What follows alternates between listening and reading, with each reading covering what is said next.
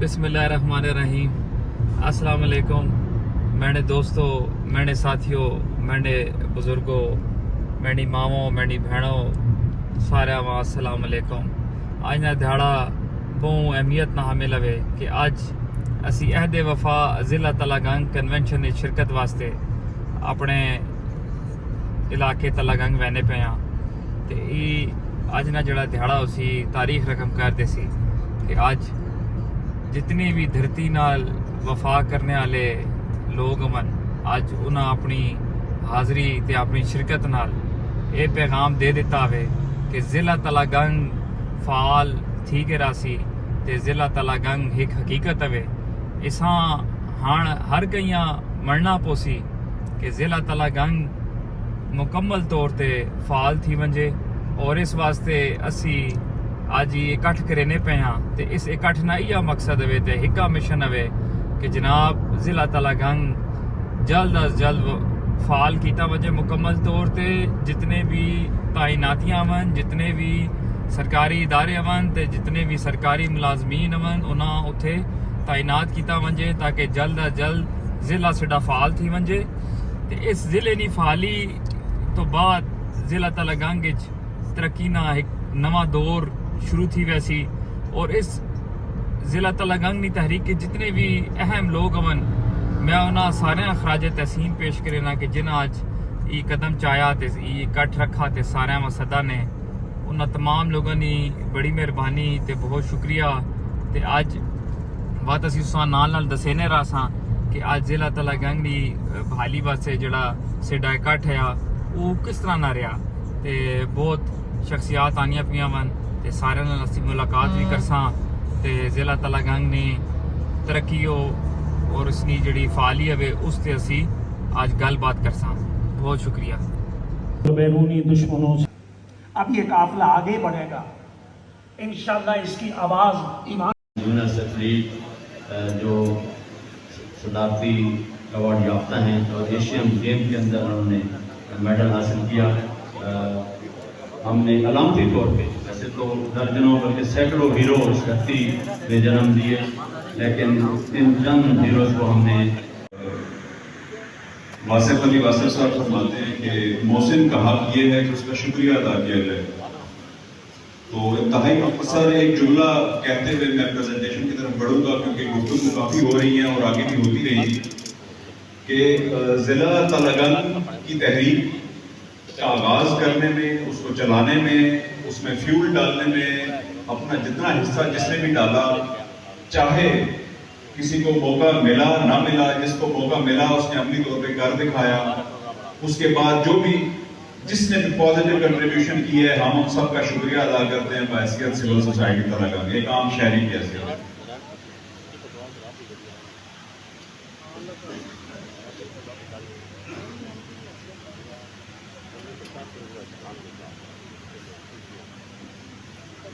एक इंतहाई मुख्तसर सी प्रेजेंटेशन है, तकरीबन 10 से 12 मिनट आपका मेरा साथ होगा, तो जरा थोड़ा फोकस रखिएगा।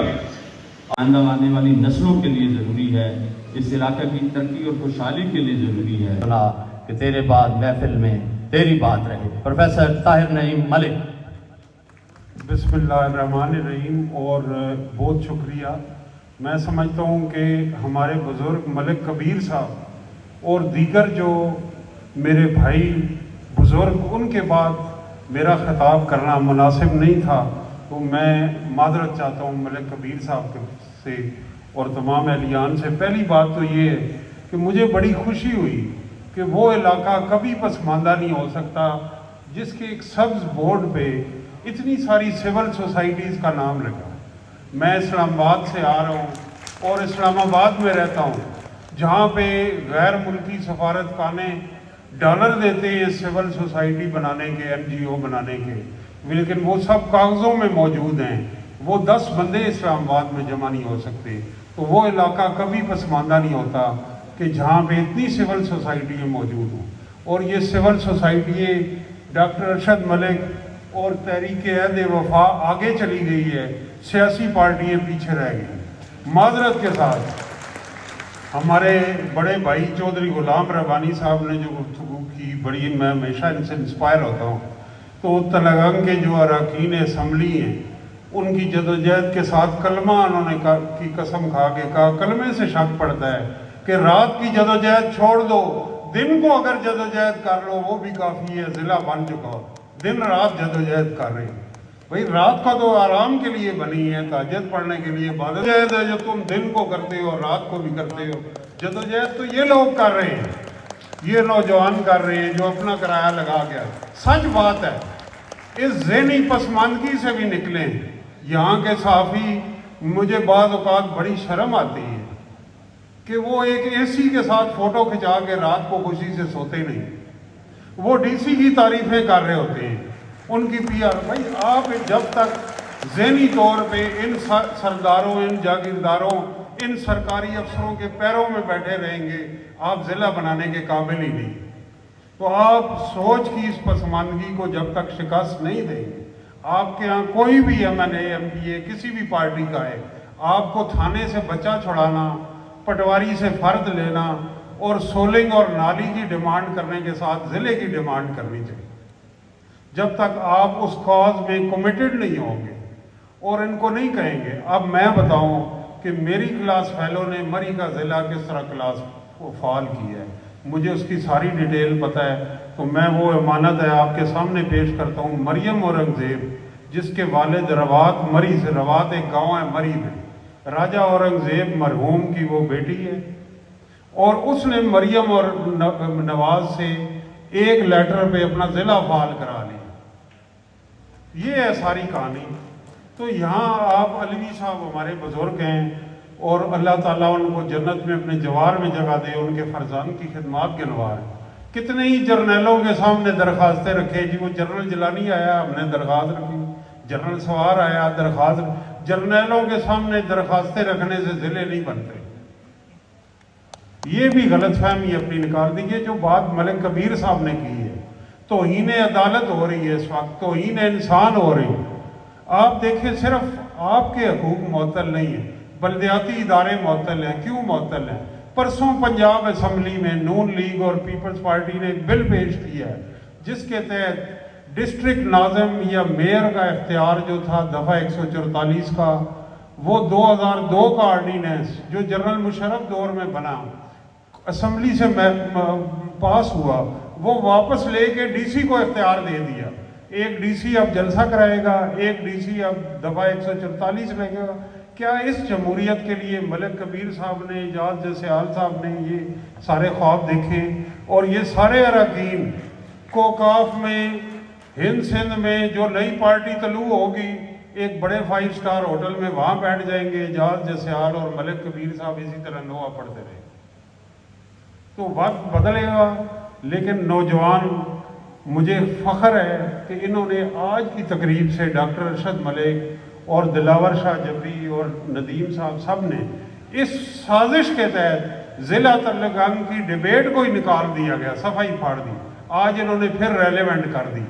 تو اب ضلع کے قیام میں کوئی رکاوٹ نہیں ہے، بڑھتے چلیں۔ اور میری تجویز تھنک ٹینک کی بہت اچھی تجویز ہے، اعجاز جیسے آل صاحب کی، شہیدوں کی فیملیوں سے لیٹر لکھوائیں چیف آف آرمی سٹاف کے نام، کیونکہ حکومت ان لوگوں کی ہے۔ حکومت کیا سمجھتے ہیں آپ کے شہباز شریف ان لوگوں کی؟ یہ 2 دفعہ ان کو آگے سلوٹ کرتے ہیں۔ ان 583 شہیدوں کو کب تک آپ یہ کہتے رہیں گے کہ ہمارے 583 لوگ شہید ہوئے؟ ایک بندہ شہید ہو گیا، اس کے والدین اس گاؤں میں، کیا اس کو تلنگانگ میں سی ایم ایچ ہاسپٹل نہیں ملنا چاہیے؟ کیا اس کو ڈی ایچ اے میں پلاٹ نہیں ملنا چاہیے؟ جو شہید ہو گیا وطن کی خاطر، اس سے بڑی قربانی نہیں، لیکن اس کے بچوں کو معیاری تعلیم اور ڈسٹرکٹ انفراسٹرکچر نہیں ملنا چاہیے، ڈسٹرکٹ ہیلتھ کا نیٹ ورک ایجوکیشن کا نہیں ملنا چاہیے؟ جو پیچھے رہ گئے شہید کے بچے، جو ریاست ان کی کفالت اور ان کی نگہداشت نہیں کر سکتی، ان کو اچھا مستقبل نہیں دے سکتی، اس کی قومی سلامتی کے لیے سب سے بڑا خطرہ یہ ہوتا ہے۔ تو میں یہ کہنا چاہوں گا اس پیغام میں کہ ہمیں شہیدوں کی فیملیوں کو بھی اس مطالبے میں شامل کرنا پڑے گا، سیاسی کارکنوں کو بھی، علماء کو بھی، اور جو ہمارے اراکین اسمبلی میں ہیں، وہ میں تو دیکھ رہا ہوں 6 مہینے میں انہوں نے کسی سوائے जो MP हैं शहरियार अवान साहब या दीगर MNA जो हमारे किसी भी इशू पे, मैं नहीं समझता कि उन्होंने असम्बली में कोई तकरीर की हो किसी और, इस इशू को तो छोड़ दें। तो इतना बड़ा फोरम है, वहाँ हमें अब्दुल रज़ाक जामी साहब से लेके जिन्होंने मियाँ शरीफ साहब के आखिरी वक्त में आरफाना कलाम पढ़ा है, गाँव की सड़क पक्की करा ली, लेकिन आरफाना कलाम का मकसद गाँव की सड़क पक्की कराना नहीं, ज़िले को फाल कराना।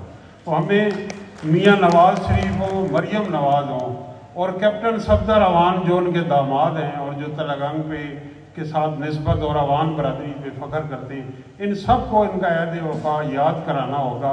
ये एक 15 मिनट का काम है कि आपने मरियम नवाज़ को कन्विंस करना है। मेरे यहाँ बैठे हुए आया कि परवेज़ रशीद साहब मेरे वालिद साहब के शागिर्द रहे हैं, मैं उनसे उन्हें लेटर लिखवाता हूँ कि एक उस्ताद की अपील है कि तलगंग। तो इन जज्बात के साथ बहुत शुक्रिया आपका।